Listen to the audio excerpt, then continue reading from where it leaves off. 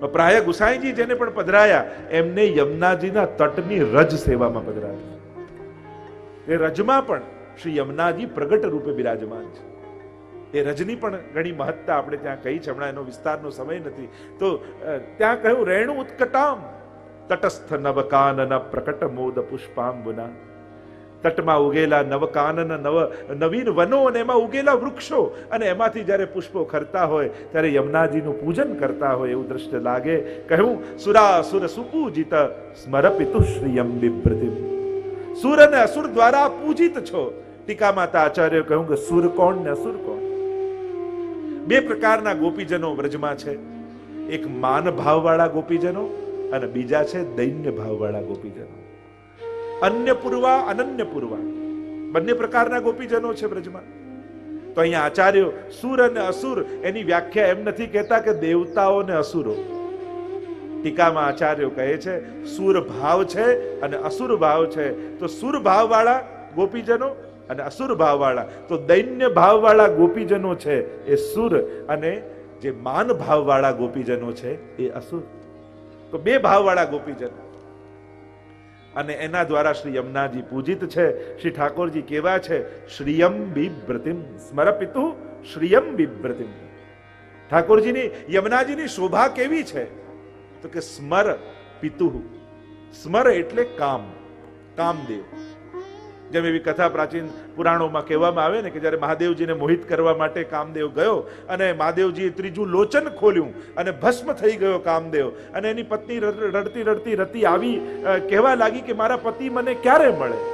તો જબ જદુવંશ કૃષ્ણ અવતારા કૃષ્ણ તનય હોહી પતિ તોરા, કે જ્યારે કૃષ્ણ અવતાર થશે ત્યારે એના પુત્ર રૂપે તારા પતિ તને મળશે. તો આમ ભગવાનના પુત્ર એ પ્રદ્યુમ્નજી એ સાક્ષાત અલૌકિક કામદેવનું સ્વરૂપ છે. અને આમ વર્ણન કરતા યમુનાજીની શોભાને બતાવતા કહ્યું કે યમુનાજીની શોભા કેવી છે? સ્મર એટલે કામદેવ, એના પિતુ એટલે એના પિતા કોણ? તો કે શ્રી કૃષ્ણ. અને શ્રીયમ બિભ્રતિમ શ્રી કૃષ્ણની શોભાને ધારણ કરનારા એવા શ્રી યમુનાજી. એમ કહેતા આગળ ગાન કરતા શ્રી મહાપ્રભુજી આજ્ઞા કરે કલિંદ ગિરિમસ્તકે પતદ મંદ પૂરોજ્વલા વિલાસ ગમનોલ્લસ પ્રકટ ગંડ શૈલોન્નતા સરોષ ગતિ દંતુરા સમધિરૂઢ દોલોત્તમા મુકુંદરતિ વર્ધિની જયતિ પદ્મબંધો સુતા. શ્રી યમુનાજીના ભૂતલ પર પધાર્યાના એ પ્રભાના સ્વરૂપનું વર્ણન કરતા શ્રી મહાપ્રભુજી આજ્ઞા કરે કલિંદ ગિરિમસ્તકે પતદ મંદ પૂરોજ્વલા વિલાસ ગમનોલ્લસત પ્રકટ ગંડ શૈલોન્નતા. કલિંદ ગિરી મસ્તકે, કલિંદ પર્વતના મસ્તક પરથી પડતા. કારણ કે યમુનાજીનું પ્રાગટ્ય એક તો ઠાકોરજીના હૃદય પ્રદેશમાંથી છે અને બીજું સૂર્યમાંથી પ્રાગટ્ય માનવામાં આવ્યું. એક આધિદૈવિક સ્વરૂપનું પ્રાગટ્ય, એ ભૌતિક સ્વરૂપનું પ્રાગટ્ય. સૂરસુતા પણ કહેવાયા છે શ્રી યમુનાજી. એટલે કલિંદ પર્વત પરથી પડતા. કલિંદ ગિરિમસ્ત કલિમ કલિમ દ્યતિ ખંડયતિ કાલિંદી, જે કલીના દોષોનું ખંડન કરનારા છે એ જ કાલિંદીનો અર્થ થાય. શ્રી યમુનાજીનું એક નામ કાલિંદી છે. કલિંદ ગિરી મસ્તકે પતદ મંદ પૂરોજ્વલા છે શ્યામ, પણ એક શિલા પરથી બીજી શિલા પર પડતા અને વહન કરતા યમુનાજી ઉજ્જવલા શ્વેત લાગે છે. અને આમ વિલાસ ગમનોલ્લસત પ્રકટ ગંડ શૈલોન્નતા, વિલાસ પૂર્વક ગતિ કરતા, એક શિલા પરથી બીજી શિલા ઉપર ગતિ કરતા યમુનાજી સઘોષ ગતિ દંતુરા સમધિરૂઢ દોલોત્તમા, સઘોષ અવાજ સાથે ગતિ કરતા શ્રી યમુનાજી કેવા લાગે? એક શિલા પરથી બીજી શિલા ઉપર જતા સમધિરૂઢ દોલોત્તમા, જાણે ડોલીમાં બેસીને. બે અર્થ કર્યા દોલોત્તમાના. એક દોલનો અર્થ થાય ઝૂલો. આપણે દોલ ઉત્સવ કરીએ છીએ ને, હોલીના બીજા દિવસે ડોલ ઉત્સવ થાય એટલે ઝૂલો કહેવાય દોલ એટલે સંસ્કૃતમાં. તો જાણે ઝૂલા પર બિરાજીને યમુનાજી ઝૂલતા ન હોય એવું લાગે, જાણે એક શિલા પરથી બીજી શિલા પર ગતિ કરતા હોય ત્યારે. અથવા બીજો એક અર્થ કર્યો દોલોત્તમાનો. દોલ એટલે ડોલી. માનો નવ દુલ્હની આઈ ગવને, 41 પદમાં કહ્યું ને કે યમુનાજી પધારતા હોય કલિંદ પર્વત પરથી તો એટલા વેગમાં પધારતા હોય, પણ જ્યારે વ્રજમાં આવે ને પછી શાંત થઈ જાય. જેમ પ્રભુને મળવાની ઉત્કંઠા, જેમ નવવધુને એના પતિને મળવાની જે ઉત્કંઠા હોય અને ડોલીમાં બેસીને જતી હોય અને એને મનની જે ગતિ હોય એ ગતિ યમુનાજીમાં દેખાય, પણ પછી વ્રજમાં આવી જાય પછી શાંત થઈ જાય. પોતાના પતિને ત્યાં આવી ગયા પછી શાંત થઈ ગયા. તો માનો એમ લાગે નવ દુલ્હની આઈ ગવને, જેમ નવોઢા અને એનું આણું થતું હોય અને પતિને મળવાની જે ઉત્કંઠા એના મનમાં હોય, એવા શ્રી યમુનાજીની ગતિ લાગે જાણે ડોલીમાં બેસીને વ્રજ તરફ પધારી રહ્યા છે. એવા શ્રી યમુનાજી કેવા છે? મુકુંદ રતિ વર્ધિની. મુક્તિને પણ મુક્તિ આપે એ મુકુંદ, અને એમાં પ્રેમ પ્રગટાવનારા કોઈ હોય તો એ યમુનાજી છે. મુકુંદ રતિ વર્ધિની. એવા શ્રી યમુનાજી જયતિ પદ્મ બંધો સુતા. આપનો જય હો. આપ કેવા છો? પદ્મ બંધો સુતા. પદ્મ એટલે કમળ, અને કમળનો બંધુ કોણ? તો કે સૂર્ય.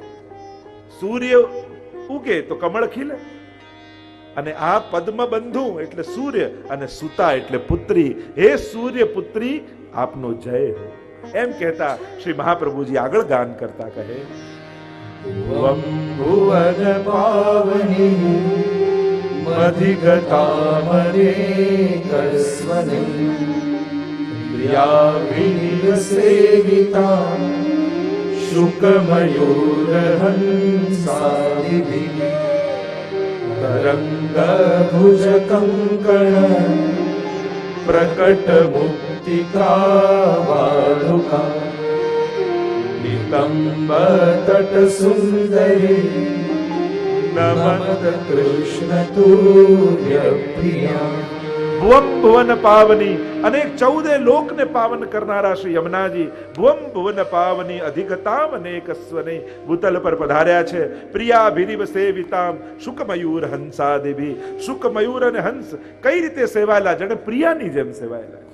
ત્રણેય પ્રકારની સેવા બતાવી, કાયી, વાચિક અને માનસિક. શુક, શુક એ વાચિક સેવા છે, મધુર બોલે અને એટલા માટે વાચિક સેવાનો દ્યોતક છે.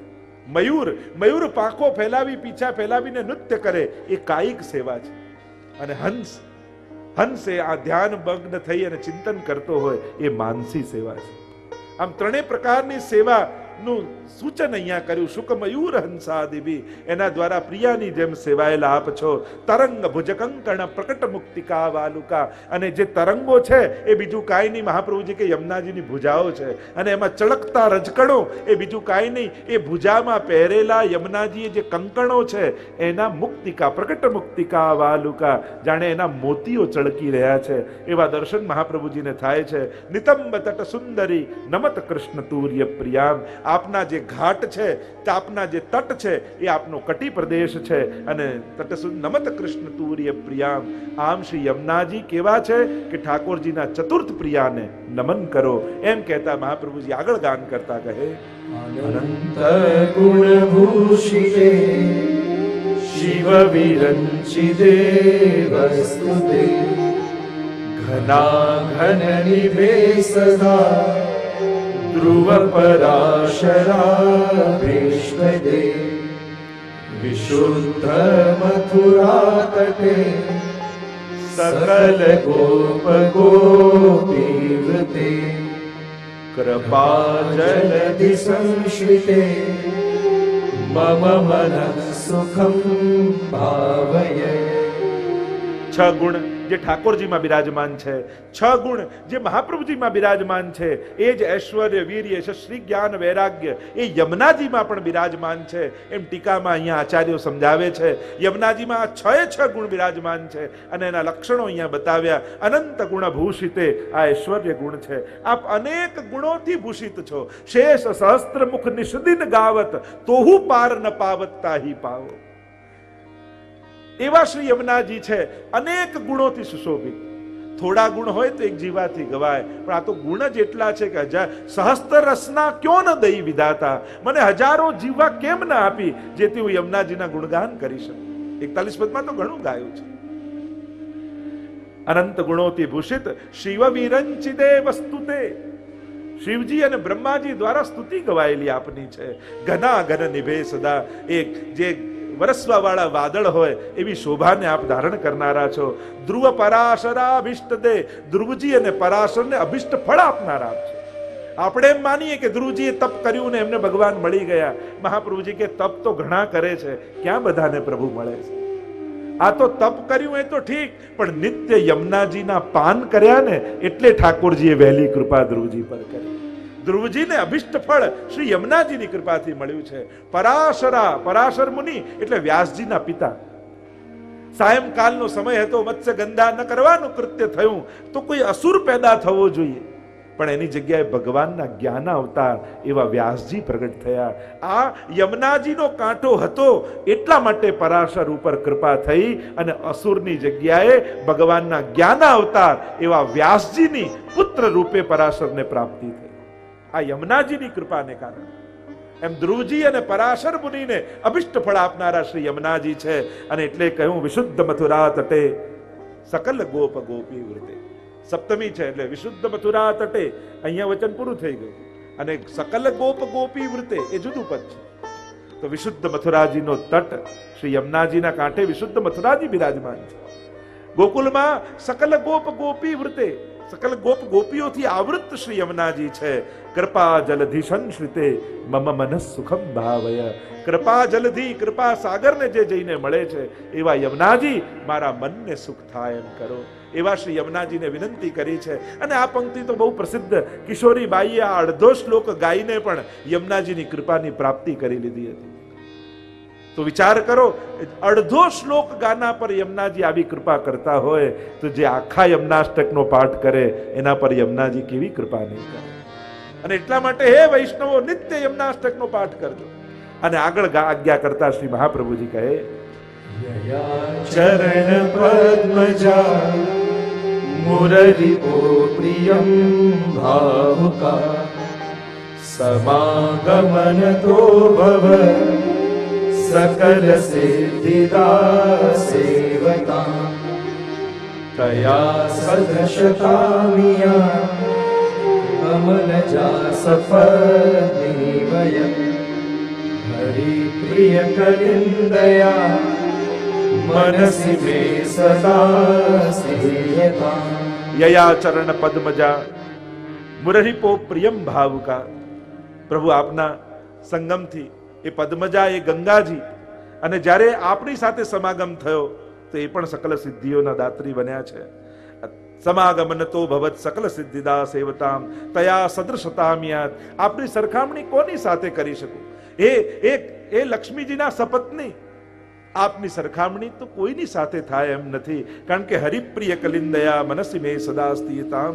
એ હરિની પ્રિયા, એ કાલિંદી સદાય મારા મનમાં સ્થિર થાવ એમ કહેતા મહાપ્રભુજી આગળ ગાન કરતા કહે, નમોસ્તુ યમુને સદા તવ ચરિત્રમત્યદ્ભુતમ ન જાતુ યમયાતના ભવતિ તે પય પાનત યમોપી ભગિની સુતા કથમુહંતિ દુષ્ટાનપી પ્રિયો ભવતિ સેવના તવ હરે યથા ગોપિકા. નમોસ્તુ યમને સદા. એ યમુનાજી આપને સદાય નમન હો. આપ કેવા છો? નમોસ્તુ યમને સદા તવ ચરિત્રમત્યદ્ભુતમ. આપનું ચરિત્ર તો અતિ અદ્ભુત છે. અદ્ભુતતા શું છે? ટીકામાં આચાર્યો કહે, અસાધનમ સાધનમ કરોતિ ઇતિ અદ્ભુતમ. અસાધનને પણ જે સાધન માનીને સ્વીકારી લે એને કહેવાય અદ્ભુત ચરિત્ર. શિશુપાલે 100 ગાળો ભગવાનને આપી. ભગવાન એમ વિચાર કર્યો, અરે તે મને 100 વાર યાદ કર્યો, લાવ તારો ઉદ્ધાર કર્યો. આ અદ્ભુતતા કહેવાય. બાકી ક્યાં એવું સાંભળ્યું કે ભગવાનને 100 વાર અપશબ્દ બોલો તો ભગવાન કૃપા કરે, ઉદ્ધાર કરે? તો પછી 1008 નામની જગ્યાએ પછી 1008 આ છપાય. ક્યાં એવું સાંભળ્યું? પણ આ અદ્ભુતતા. અજાણે અધર્મી નાહી ગયો તો એ માએ કર્યો ઉદ્ધાર. અરે કોઈ કેવલ નહાવા માટે, કોઈને તરસ લાગી હોય અને જલપાન કરવા માટે પાન કરી લે, તો યમુનાજી એમ વિચાર કરે કે તે મારો પાન કર્યા છે, તને હવે યમયાતના નહીં થાય. આ અદ્ભુતતા કહેવાય. જીવે વિચાર્યું ન હોય ને ભગવાને સ્વીકારી લે, એનું નામ અદ્ભુતતા. આપણે કાંઈ કરવાનું વિચાર્યું ન હોય, કલ્પના ન હોય, અને છતાંય એમ કહેતા ને કે એક વ્યક્તિ એના પ્રેમિકા સાથે મંદિરની પાછળની દિવાલમાં બેઠો હતો ને એને પાન ખવડાવવા ચૂનો લગાવતો હતો પાનમાં, અને પાનમાં ચૂનો લગાડ્યો, થોડો બચ્યો, મંદિરમાં તિરાડ હતી એમાં ચૂનો ભર્યો, તોય ભગવાને ઉદ્ધાર કરી દીધો. આ અદ્ભુતતા કહેવાય કે એને વિચાર્યું ન હોય ને ભગવાન સ્વીકાર્યું. તવ ચરિત્ર મત્યદ્ભુતમ ન જાતું યમયાતના ભવતી તે પયપાનત. અને જે આપનું પાન કરે એને ક્યારેય યમયાતના થતી નથી. આ સ્વયં મહાપ્રભુજીનું વચન છે. યમના પાનનું આ ફલશ્રુતિ છે. ન જાતું યમયાતના ભવતી તે, કારણ કે આ જલના પાન નથી, પય પાન એમ કહે. પય એટલે દૂધ. કારણ કે જે યમના પાન કરે, યમુનાજી એમ ન માને કે આને મારા જલના પાન કર્યા. યમુનાજી તો તમને એ રીતે જ પીવડાવે જેમ એક માં પોતાનું દૂધ પોતાના બાળકને પીવડાવતી. પીનારનો ભાવ કદાચ જુદો હોઈ શકે, પણ પીવડાવનારનો ભાવ ક્યારે નાનો નથી હોતો. ક્યારે માં બાળકને દૂધ પીવડાવતા એમ વિચાર ખવડાવે કે હું મોટી થઉં પછી મને પનીર ખવડાવશે, પછી મને ઠેસમાં રાખશે અને મને મોજ કરાવશે, એવું વિચાર કરીને કોઈ માં પોતાના બાળકનું લાલન પાલન કરે છે? ક્યારે નહીં. એ તો એના માતૃત્વનો આનંદ માણતા માણતા પાલન કરતી હોય છે. એમ ભગવાન જ્યારે પણ તમને આપે ને, ત્યારે ક્યારે એટલા માટે નથી આપતા કે યાદ રાખે કે આએ મને એક દિવસે આપશે. એ તો પોતાની ભગવત્તાનો આનંદ લેવા માટે કૃપા કરતો હોય છે.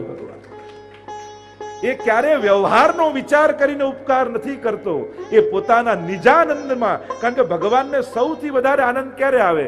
જ્યારે એના ભક્તના ચહેરા પર સ્મિત ભગવાન જુએ.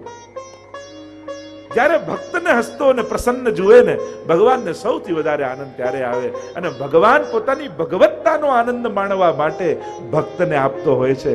એ વ્યવહાર અને ઉપકાર કરવા માટે નહીં કે મેં કર્યું તો આ કરશે.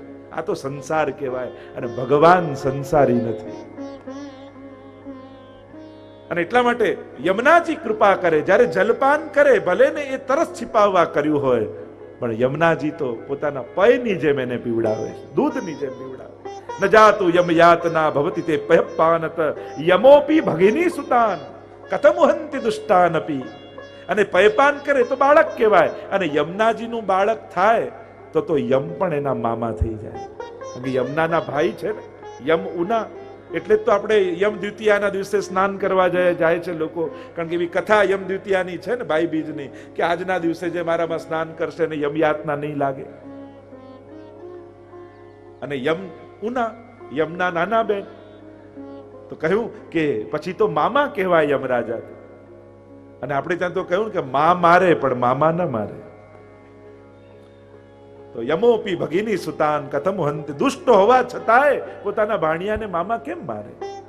અને એટલા માટે કહ્યું પ્રિયો ભવતી સેવનાથ તવ હરેર યથા.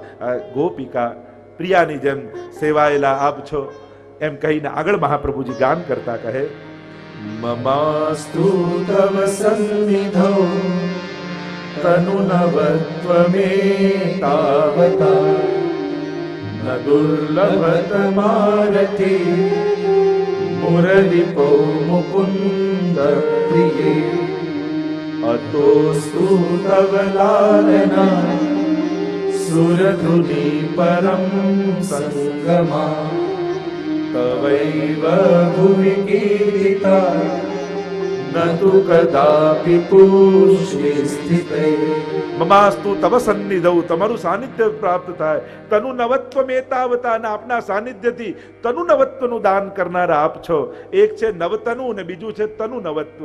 એક છે સાનુભાવ અને બીજું છે, આપણે ત્યાં બે પ્રકારની ભાવના કહી, એક છે સેવાની માનસી ને બીજું છે માનસી સેવા. બંનેમાં ફરક છે. તનુ નવત્વ અને નવતનુ. તો તનુ નવત્વની પ્રાપ્તિ આપ કરાવનારા છો. અને આપની લાલના હો, અતોસ્તુ તવ લાલના સુરધુની પરમ સંગમાત. એ સુરધુની એ ગંગાજીના સંગમ આપને થયા અને સકલ સિદ્ધિના દાત્રી થયા. અને કહ્યું સુરધુની પરમ સંગમાં તવૈવ ભુવિ કીર્તિતા નતુ કદાપી પુષ્ટિ સ્થિતય. અને આપના સંગમને કારણે ગંગાજી પણ પુષ્ટિમાં સ્વીકૃત થયા, સિદ્ધિને આપનારા થયા. પણ આપના સંગમ વગર તો ક્યારે ન થાત. એમ કહીને આગળ મહાપ્રભુજી આજ્ઞા કરતા કહે, સ્તુતિમ તવ કરોતિ કમલ જાસપત્ને પ્રિયે હરે યદનુ સેવયા ભવતિ સૌખ્યમાં મોક્ષદ. યમ તવ કથાધિકા સકલ ગોપિકા સંગમ સ્મર શ્રમ જલાણુભિ સકલ ગાત્ર જય સંગમ. સ્તુતિમ તવ કરોતિ કહ. આપની સ્તુતિ કોણ કરી શકે? કમલજા સપત્ની પ્રિય, હે લક્ષ્મીના સપત્ની, હે પ્રિયા, આપની સ્તુતિ કોણ કરી શકે? હરે યદનુ સેવયા ભવતિ સૌખ્યમાં મોક્ષત. પ્રભુની સાથે ભજવાથી મોક્ષ સુધીનો અધિકાર. લક્ષ્મીજી પ્રભુ નારાયણની સેવા કરો તો મોક્ષ સુધીની પ્રાપ્તિ થાય. પણ ઇયમ તવ કથાધિકા, આપની કથા તો અધિક છે, આપની સેવાથી તો કંઈક અધિકની પ્રાપ્તિ થાય છે. સકલ ગોપિકા સંગમ સ્મર શ્રમ જલાણુભી સકલ ગાત્ર જય સંગમ. આપના સંગમથી શું થાય? તો કે રોજ ઠાકોરજી રાસ કરી અને એમને જ્યારે રાસ કરીને શ્રમિત થાય ત્યારે ગોપીજનો સાથે યમુનાજીમાં પધારે. અને યમુનાજીમાં પધારે ત્યારે પ્રભુના મસ્તક ઉપર શ્રમબિંદુ પ્રગટ થયા હોય. અને પ્રભુ તો રસો વહી સહ છે. રસ સિવાય પ્રભુમાં બીજું કંઈ છે જ નહીં. આનંદ સિવાય બીજું પ્રભુમાં કંઈ છે જ નહીં. અને આનંદાત્મક ભગવદ રસાત્મક એ શ્રમબિંદુઓ શ્રી યમુનાજીમાં ઠાકોરજી નિત્ય પધરાવે. અને જ્યારે આપણે યમુનાજીમાં જઈએ તો યમુનાજીમાં બિરાજમાન ભગવદ રસનો સકલ ગાત્ર જય સંગમ, રૂવાડા રૂવાડા સાથે આપણો સંગમ થાય. એવી યમુનાજીની કથા અધિક છે, કંઈક વિશેષ છે. એમ કહેતા છેલ્લે મહાપ્રભુજી 9મા શ્લોકમાં આ યમુનાષ્ટકની ફલશ્રુતિ ગાન કરતા આજ્ઞા કરે. તવાષ્ટકમિદં મુદા પઠતિ સૂર્યસૂતે સદા સમસ્ત દુરિતક્ષયો ભવતિ વૈ મુકુંદે રતિ તયા સકલ સિદ્ધયો મુરરિપુશ્ચ સંતુષ્યતિ સ્વભાવ વિજયો ભવે વદતિ વલ્લભ શ્રી હરે. ફલશ્રુતિ બતાવી 9મા શ્લોકમાં. તવાષ્ટકમિદં મુદા પઠતિ સૂરસૂતે સદા. સૂરસૂતે સદા, સદા એનો પાઠ કરે છે. ઘણી વાર લોકો પૂછે, રાતના યમનાષ્ટક કરાય, બપોરે યમનાષ્ટક કરાય, ત્યાં યમુનાજીની આરતી થઈ ગયા પછી યમનાષ્ટક કરાય?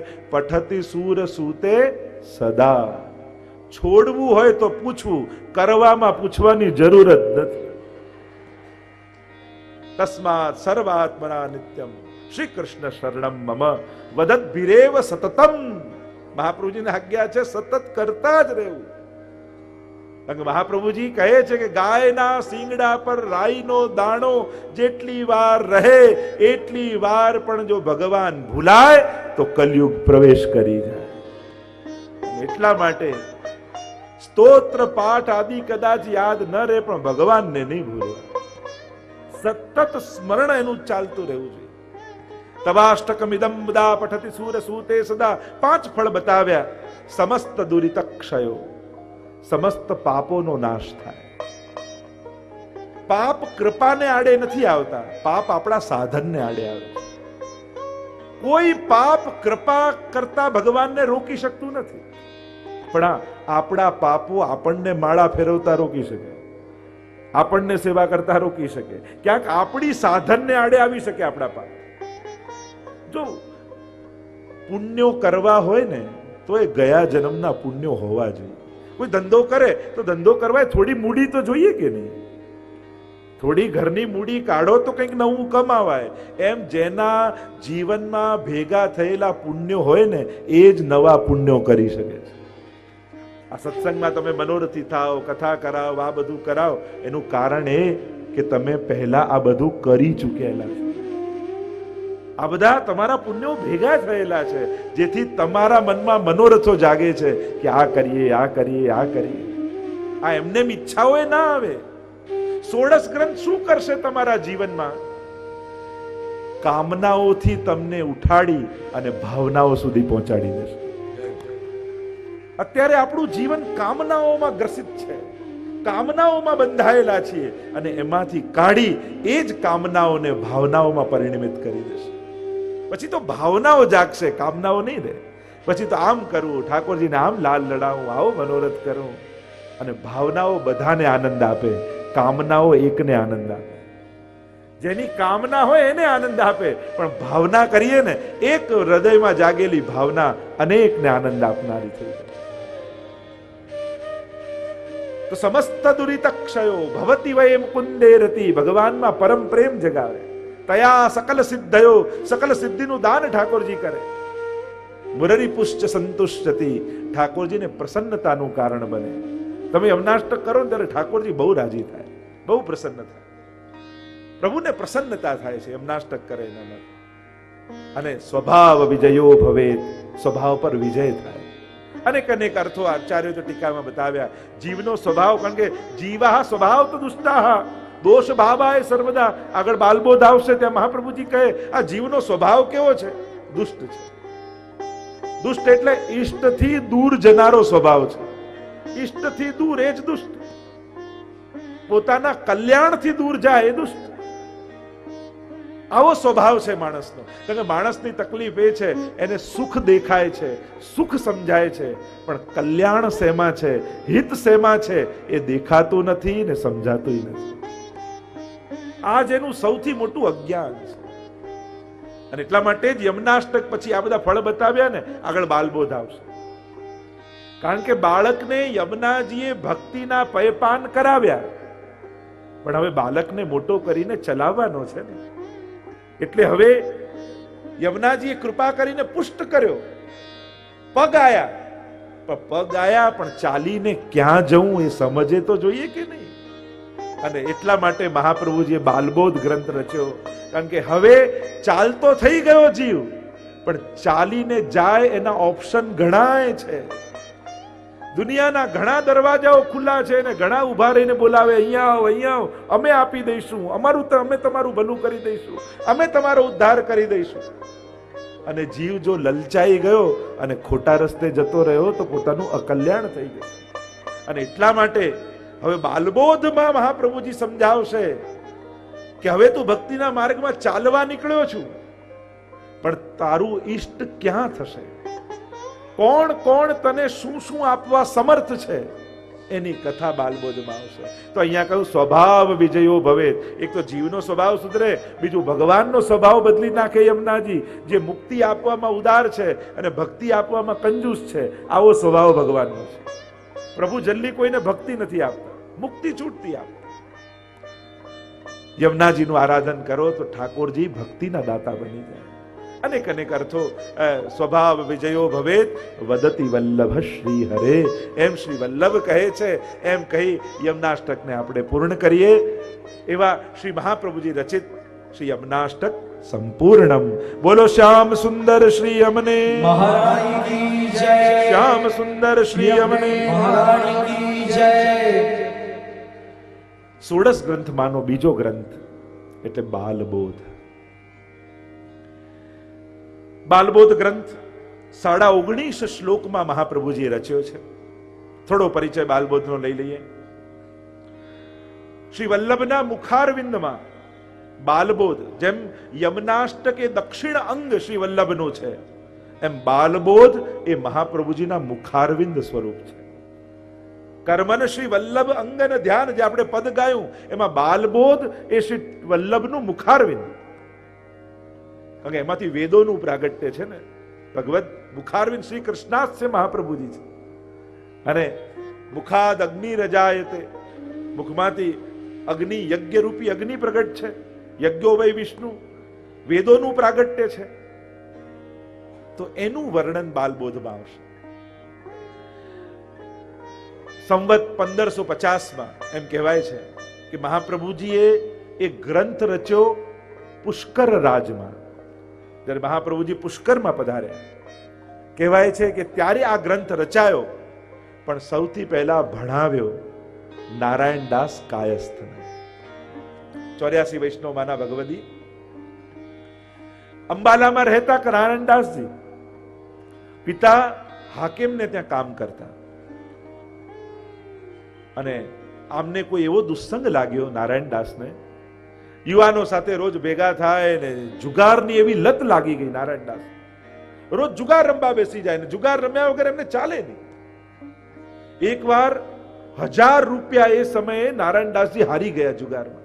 હવે આપી શકે તો એમ હતા નહીં, એટલે ભાગીને ઘરે આવી ગયા અને બધાએ ભેગા મળીને પિતાને ફરિયાદ કરી કે આ તમારો દીકરો હારીને ગયો ને તમારે રૂપિયા આપવા પડશે. પિતાએ આપવાની ના પાડી કે તમે આને લઈ જાઓ.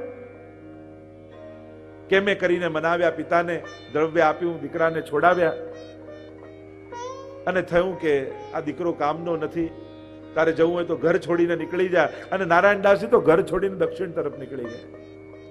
ક્યાંક કોઈ સારો સંગ મળ્યો ને વિદ્યાભ્યાસ કરવા લાગ્યા, અને સારી એવી વિદ્યા પ્રાપ્ત કરી નારાયણદાસ. વિદ્યાભ્યાસ કર્યો, એક ગામમાં રહેતા, અને બજાર હતી ને બજારમાં એક દુકાન ખરીદી ને દુકાનમાં કેટલાક વિદ્યાર્થીઓને ભણાવે દુકાનમાં રહીને. એકવાર મહાપ્રભુજી કૃષ્ણદાસ મેઘન આદિ વૈષ્ણવ સાથે એ ગામની બહાર મુકામ કરે. કૃષ્ણદાસ મેઘન કંઈક વસ્તુઓ ખરીદવા માટે ગામમાં આવે, અને ગામની બજારમાં ફરતા હતા અને દ્રષ્ટિ પડી નારાયણદાસ ઉપર. જુએ તો બાળકોને ભણાવે છે, પણ એટલા ક્રોધમાં ભણાવે કે બાળકોને મારી રહ્યા છે. અને બાળકોને મારતા જોયા એટલે કૃષ્ણદાસ મેઘન વૈષ્ણવનું હૃદય તો કેટલું કોમળ હોય. ઘણા લોકો કે આ ભગવત સેવા કરવી જોઈએ કે સમાજ સેવા કરવી જોઈએ. મેં કહું આ ઓપ્શન છે જ નહીં. જે ભગવત સેવા કરતો હોય એ સમાજ ઉપર કરુણા કર્યા વગર રહી જ ના શકે. કોઈ 100 કિલોમીટર ચાલ્યો હોય તો 10, 11, 12, 20, 50 બધું રસ્તામાં આવી જ જાય. જે પ્રભુને પ્રેમ કરતો હોય એના હૃદયમાં બધા ઉપર કરુણા રહે જ. નહીં તો ભગવાનમાં પ્રેમ જાગે જ નહીં. એને ભગવાનમાં પ્રેમ જાગ્યો હોય ને એના બધા પર પ્રેમ સહજ છે. આ ઓપ્શન છે જ નહીં. આ પહેલો પડાવ છે ને બીજો છેલ્લો પડાવ છે. કરુણા જાગી એટલે કહ્યું કે